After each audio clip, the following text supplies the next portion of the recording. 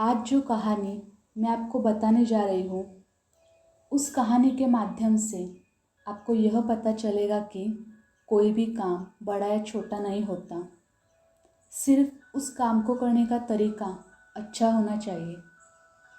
एक गांव की 4 महिलाएं कुएं पर पानी भरने आई। पानी भरते समय महिलाएं इधर उधर की बातें कर रही थी। कुछ समय बात करने के बाद वह अपने बेटों की तारीफ करने लगी। पहली महिला बोली, मेरा बेटा परदेश से पढ़ाई करके आया है, अब वो बहुत बड़ा अफसर बनेगा। दूसरी महिला बोली, मेरा बेटा भी बहुत पढ़ा लिखा है, उसने बड़े शहर में जाकर विज्ञान में डिग्री प्राप्त की है, अब वो डॉक्टर बनेगा।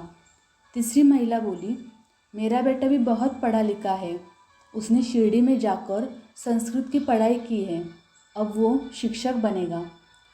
चौथी महिला चुप रही। तब तीनों महिलाओं ने चौथी महिला से पूछा, तुम्हारा बेटा क्या करता है? चौथी महिला का बेटा 12वीं के बाद आगे नहीं पढ़ा था, उसने खेती करना शुरू किया था। चौथी महिला बोली, मेरा बेटा किसान है।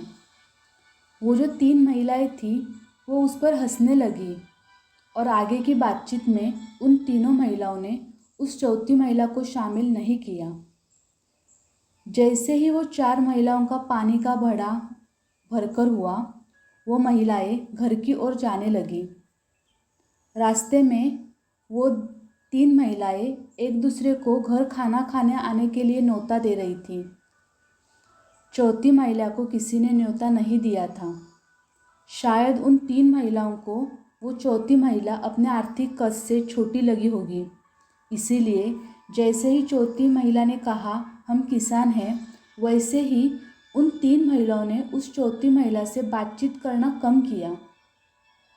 चौथी महिला को इस बात का अंदाज़ा लग गया था कि ये 3 महिलाएं मुझसे अच्छा बर्ताव नहीं कर रही हैं। कुछ देर चलने के बाद जो पहली महिला थी, उसका बेटा आगे से चलकर आ रहा था।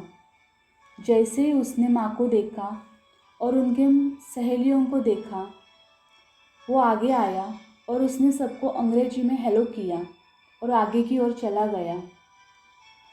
अपने सहेलियों के सामने बेटे को अंग्रेज़ी बोलता देख माँ खुश हो गई। थोड़ी देर के बाद दूसरी महिला का बेटा दिखा, उसने भी सबको हेलो किया और जब तीसरी महिला का बेटा सामने से आया, उसने अपने माँ को और सब महिलाओं को संस्कृत में प्रणाम किया। तीसरी माँ को भी बहुत अच्छा लगा जब उसका बेटा संस्कृत में बात कर रहा था। और थोड़ी देर के बाद, थोड़ा और चलने के बाद, रास्ते के बगल में एक खेत में चौथी महिला का बेटा काम कर रहा था। जैसे ही उसने माँ को आते हुए देखा, वो माँ के पास चला गया और उसने माँ के सिर पे से पानी का घड़ा अपने सिर लिया और बोला, क्या ज़रूरत थी इतना दूर जाने की, मैं पानी लाने वाला था। ऐसा कहकर बेटे ने घड़ा लिया और वो घर की ओर चला गया। तब चौथी महिला 3 महिलाओं के पास चली गई और बोली, मेरा बेटा ज़्यादा पढ़ा लिखा नहीं है, इसीलिए आपने मेरे साथ गलत बर्ताव किया। मेरा बेटा मुझे परेशानी में नहीं देख सकता, मुझे तकलीफ़ में नहीं देख सकता, मुझे कोई भी तकलीफ़ वो नहीं होने देता। यही मेरे लिए बहुत है और ये ज्ञान उसे किसी किताब में नहीं मिला।